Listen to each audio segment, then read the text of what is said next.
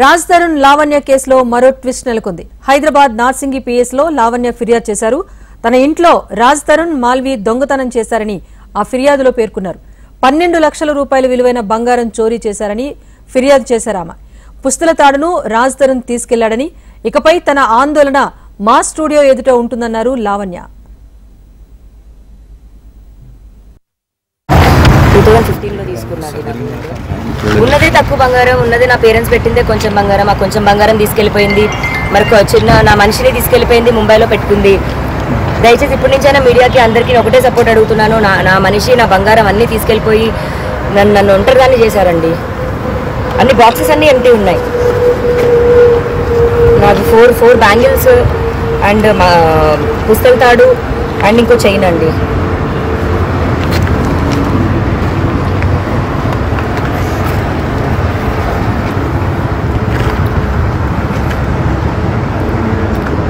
Complaint type చేసుకోవచ్చారా? Yeah draft అయిపోయిందండి, పంపించారు. వస్తున్నారు, లాయర్ కూడా వస్తున్నారు.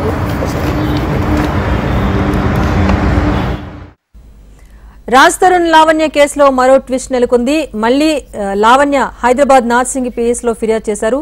తన ఇంట్లో రాజ్ తరుణ్ మాల్వి దొంగతనం చేశారని ఆమె ఫిర్యాదులో పేర్కొన్నారు. బంగారం చోరీ చేశారని చెప్తున్నారు. అప్డేట్ మా ప్రతినిధి అమరేందర్ అందిస్తారు. అమరేందర్, చెప్పండి, మళ్లీ లావణ్య నార్సింగి పిఎస్ లో ఫిర్యాదు చేసినట్టుగా తెలుస్తోంది. ఏమైనా ఫిర్యాదు చేశారు, వివరాలేంటి?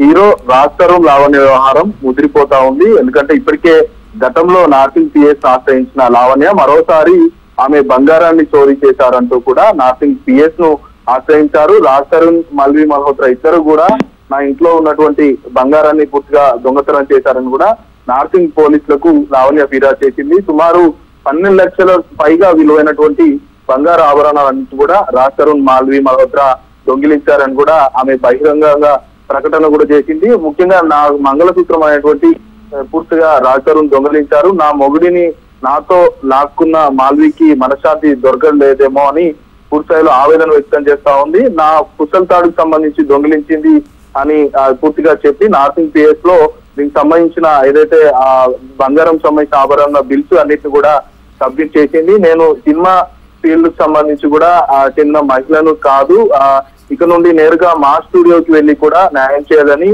ఆ యూనియన్ సభ్యులను కూడా కోరుతానంటూ కూడా లావణ్య చెప్తా ఉంది. ప్రస్తుతానికి లావణ్య నార్సింగ్ పిఎస్ లోనే ఉంది. ఇంకా ఫిర్యాదుకు సంబంధించిన కొన్ని ఆధారాలను కూడా సబ్మిట్ చేసి మరికొద్ది సేపట్లోనే ఫిలిం నగర్ లో ఉన్నటువంటి ఫిలిం ఛాంబర్ కు వచ్చి మహా స్టేషన్ లో పూర్తిలో ఫిర్యాదు చేసేందుకు సిద్ధమైంది. ఇప్పటికే లావణ్య సుమారు 3 గంటల సమయాన ఫిలిం ఛాంబర్ లోని మహా స్టేషన్ కి వెళ్తుంది.